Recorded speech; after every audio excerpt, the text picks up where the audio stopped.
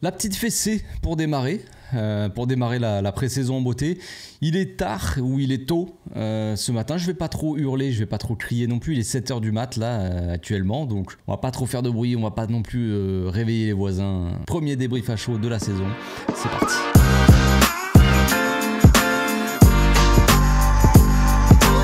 Au passage, n'hésite pas à nous rejoindre si c'est pas encore fait et à partager la chaîne autour de toi, ça fera plaisir à tonton. Bon, clairement, on n'était pas vraiment prêts, en tout cas pas vraiment au même niveau, mais c'était prévu, je l'avais dit dans l'avant-match. Comme je l'avais dit dans l'avant-match, c'était prévisible, mais c'est comme ça. Arsenal, ils sont beaucoup plus avancés dans leur préparation, ils ont fait déjà peut-être 3, 4, 5 matchs de préparation. Ils ont commencé leur préparation le 8 juillet, quelque chose comme ça, donc forcément, ils sont capables de mettre un peu plus d'intensité, un peu plus de pressing. Ils nous ont bouffé hein, physiquement, c'était assez clair. On a vu un Barça quand même très en difficulté, surtout en première mi-temps, bizarrement quand on avait un peu plus de titulaires entre guillemets. On avait une défense à Araujo, on va faire la compo, hein. On avait Ter Stegen au cage, Dest à droite, Marcos Alonso à gauche, Dest pas beaucoup mieux non plus, Araujo et Christensen dans l'axe, donc une paire assez solide, j'ai envie de dire, une paire bien en place. En 6, on avait Oriol Romeu, le frérot. On avait Pedri et Gundogan après dans le milieu relayeur. Et puis après, on avait Abdé à gauche, Lewandowski dans l'axe et Rafinha à droite. Donc une équipe plutôt sympathique sur le papier. On s'est dit, on va avoir de belles choses, des choses comme ça qui peuvent être sympas. On peut avoir de la créativité au milieu. Moi, c'est ce que je notais quand j'ai vu la composition d'équipe. Je me suis dit, curieux de voir Dest. Est-ce qu'il va faire un grand match? Et non, non. Après voilà, je vais pas tomber sur les joueurs, je ne tomberai pas sur Dest et je ne tomberai pas sur... Si, peut-être que je tomberai sur Marcos Alonso, mais disons que je vais pas tomber sur Dest comme ça, c'est son premier match, le retour, machin. On sait très bien qu'il a pas le niveau pour être ici, donc on va pas abuser non plus, on va pas lui tomber dessus, mais bon, on peut pas dire que c'était un très bon match de Dest, c'était un peu compliqué, et Marcos Alonso, c'était pareil, c'était un peu compliqué, c'était difficile, ça allait beaucoup trop vite pour lui. On reste sur la même lancée que la saison dernière pour Marcos Alonso, rien de surprenant, donc c'est sûr qu'on peut être inquiet, on va dire, quand on voit que Marcos Alonso est la doublure de Baldé. Quand on a vu la rentrée de Baldé en deuxième mi-temps, c'était le jour et la nuit, hein. C'est fou. D'ailleurs, il faisait nuit en première mi-temps et en deuxième mi-temps, là, le jour commence à se lever, donc c'est un peu marrant. Mais oui, Baldé, quand il est rentré, c'était n'importe quoi. C'était... la différence est folle. Et quand tu vois que Marcos Alonso est la doublure de Baldé, si Baldé n'est pas là, c'est Marcos Alonso qui joue, là, tu peux prendre peur. Et évidemment, tu peux avoir très très peur même, je dirais. C'est sûr que Jordi Alba aurait eu sa place, on va dire, à la place de Marcos Alonso. Mais bon, que voulez-vous, c'est comme ça, on aime bien, on est sadomaso apparemment. Xavi, il est un peu sadomaso sur les bords, je pense. Je sais pas pourquoi il a voulu Marcos Alonso et pourquoi il l'a gardé. Pourquoi on a fait tout ça? Je ne sais pas, mais que voulez-vous? Donc assez déçu, comme je l'ai dit, hein, je ne m'attendais pas à voir un Barça qui surdomine Arsenal non plus. En première mi-temps, on a fait un 2-2. Un 2-2, on a mis un but sur coup franc de Rafinha. Bon, le coup franc est dégueulasse, hein, elle est contrée, machin, c'est pas un coup franc en lucarne, c'est pas vraiment voulu non plus, c'est un tir contré. Le goal, petit sloop un peu, enfin voilà, ça marque. Un beau but, sinon, premier but très rapide, au bout de la 7e minute, je crois. Contre-attaque d'Abdé qui a fait un très bon match, les amis. Franchement, on va tout faire dans l'ordre, je vais raconter un peu le but quand même. Donc Abdé qui récupère lui-même la balle, qui lance la contre-attaque, qui cavale à 2000 et qui percute sur son côté, qui attend, il sait pas, tac, il continue, il accélère et il fait un petit centre du gauche dans l'axe, le centre est parfait, à ras de terre, tranquillement, la petite passe pour Rafinha qui tire sur le goal et après ça revient sur Lewandowski et là il marque. Donc ça c'est un but peut-être un peu chanceux aussi, mais une très belle action de la part d'Abdé, hein. Abdé qui fait plaisir franchement. Si je dois noter pour la première mi-temps en tout cas les bons joueurs, on va dire, c'est très rapide, hein, c'est Abdé. Voilà, on n'a pas vu le milieu, on n'a vraiment pas vu le milieu. Bon, je parlerai pas de la défense hein, parce que c'était compliqué, mais au milieu je m'attendais à mieux. Forcément quand on voit Pedri Gundogan au milieu, on peut se dire que ça va être un peu plus sympa le football. Franchement on a eu un Pedri très bas qui venait à côté d'Oriol Romeu quand on devait sortir les ballons. Pedri qui se mettait on va dire en double pivot avec Oriol Romeu. C'était difficile, je pense que Pedri n'aura pas ce rôle-là hein, quand Frenkie sera le titulaire.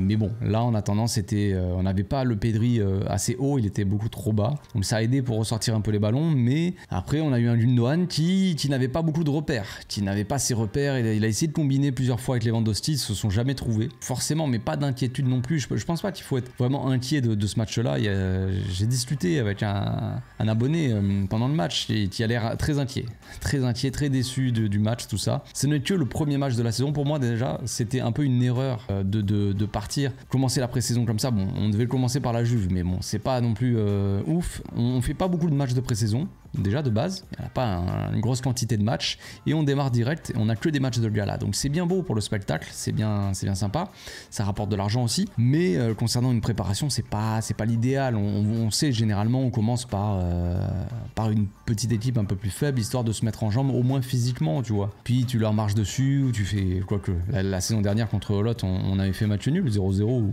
1-1 un truc comme ça. Donc déjà tu commences normalement par une plus petite équipe histoire de te mettre en jambe déjà physiquement, tu vois, te préparer un petit peu. Là, on démarre direct contre Arsenal qui, eux, ont quasiment fini leur tournée, qui ont fini leur préparation. Ils sont déjà au top physiquement, quasiment. Et nous, on est vraiment au début. On sort d'une chiasse carabinée, hein, on a tous trempé nos frocs. Et là, on rentre direct contre Arsenal qui nous bouffe complètement.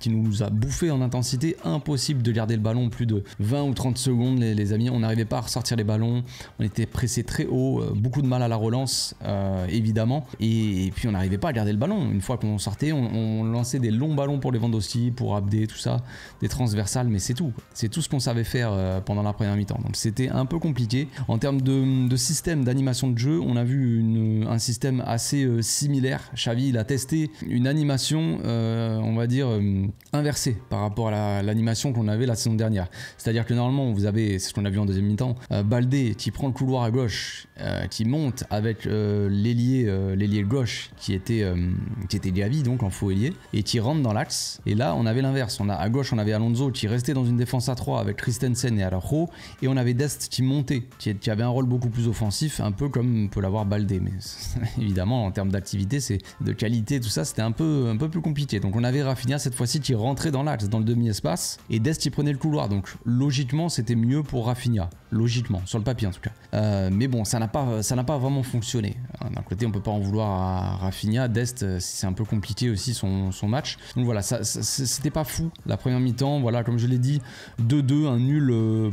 Pas vraiment mérité en soi, on méritait d'être mené, même si bon, on avait le mérite quand même d'avoir marqué 2 buts au moins, voilà, c'était ça. Deuxième mi-temps, Xavi il a tout changé, la défense, le gardien, tout ça. Iñaki Peña est rentré malheureusement, pour lui c'est dommage, là je pense que beaucoup vont lui tomber dessus, peut-être à juste titre, c'était un peu compliqué pour lui, hein. il a pas été très bon sur sa ligne. Bon après il prend un dernier but, je crois que le 5e on a dû perdre 5-3 je crois, je sais même plus à force, il y a eu beaucoup de buts. Mais il prend une lucarne, un but de FIFA là, cheaté là, un R1 enroulé là, improbable. Bon, il peut pas faire grand chose, mais quand même, il est un peu fautif sur certaines choses. Certaines sorties de balles très hésitantes, tout ça, c'était pas fou. Koundé qui est rentré aussi, qui était pas foufou. Limite, Eric Garcia était mieux que Koundé, j'ai trouvé. Ce qui est assez étonnant. Baldé qui est rentré et qui a mis le feu. Baldé, homme du match pour moi, enfin, côté Barça en tout cas. À droite, donc, on avait Sergio Roberto, donc forcément, c'était un peu complexe. Et cette fois-ci, on avait l'animation donc qui s'était inversée. Cette fois-ci, Sergio Roberto restait en défense, à 3, dans une défense à 3 avec Koundé et Eric Garcia. Et Baldé prenait le couloir. Ansu Fati qui était rentré à la place d'Abdé,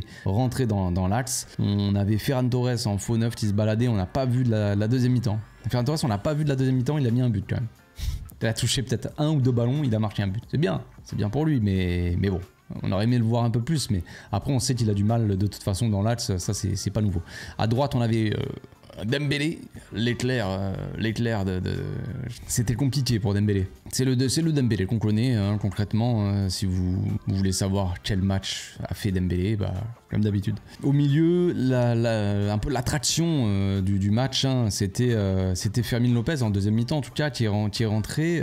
Il a fait des bonnes choses, je trouve. Franchement, il a comme j'avais dit, un peu de ce que j'avais vu de lui, c'était un gars qui percute, qui fait des différences et qui perce dans ce milieu-là, qui fait des différences sur des contrôles, tout ça, des petites accélérations. Il arrive à sortir d'un pressing assez facilement et c'est ce qu'il a fait. Voilà, après c'était pas fou non plus, c'était très compliqué en face, on avait une équipe qui pressait très bien, qui mettait beaucoup d'intensité, on était de toute façon on était à la rue, on ne sait pas Fermin Lopez qui va faire toute la différence non plus, mais c'était pas mal ce qu'il a proposé. On a Frenkie aussi qui était pas mauvais, sans plus mais pas mauvais, il y a un milieu, hein, Caissier, Frenkie Frenchie et Fermin Lopez. Donc Frenchie en 6, on le voit qu'il dézone souvent sur la gauche, comme il avait l'habitude de faire, sauf que cette fois-ci, t'as pas Busquets à côté de toi qui reste en pivot, il y avait personne dans l'axe. À certains moments, vous voyez Frenchie qui va sur la gauche, quand Baldé monte, il va du côté un peu de Baldé, et normalement, il y avait Busquets en pivot, tu vois, qui était là en soutien pour orienter le jeu. Là, il y avait personne. Tu regardes, le terrain est vide. Donc c'est un peu compliqué évidemment, il va falloir s'habituer un petit peu. C'est pour ça que peut-être il faut un mec, un pivot ou un mec, on va dire, qui sait se placer comme ça, qui sait jouer face au jeu, orienter le jeu. Soit Gundogan, soit Oriol Romeu. De toute façon, Oriol Romeu qui a fait quand même une mi-temps très très mitigée pour être sympa. Mais bon, c'est son premier match dans un grand club. Enfin non, il a joué à Chelsea, mais bon, il jouait pas vraiment titulaire. Mais son premier match au Barça, Oriol Romeu, beaucoup de pression peut-être, tout ça. Donc on va être gentil avec le frérot. Mais c'est sûr que on aimerait voir un peu moins de catch et un peu plus de football, s'il te plaît, frérot. Ansu Fati aussi a été sympathique, j'ai envie de dire.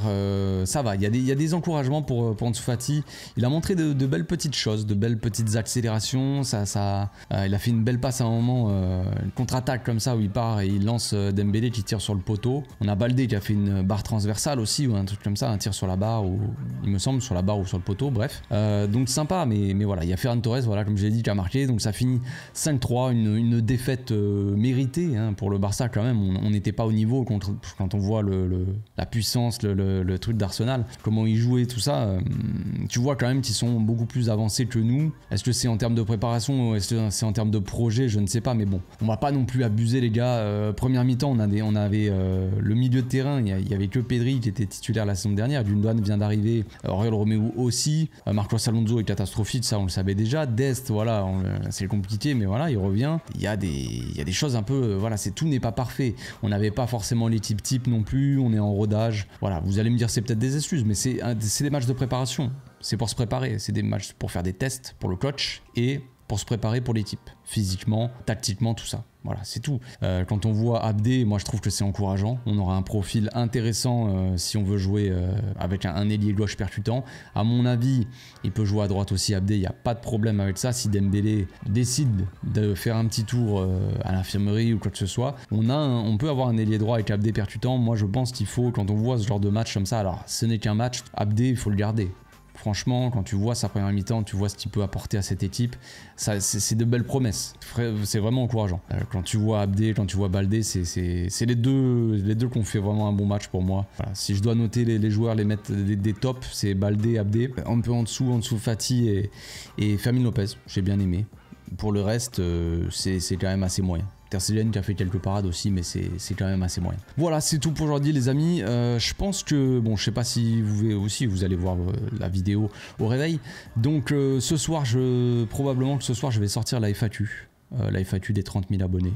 Voilà, petite surprise. On verra, mais normalement je la sors. Donc d'ici là, portez-vous bien, passez une très bonne journée. Moi je vais me coucher. Ciao.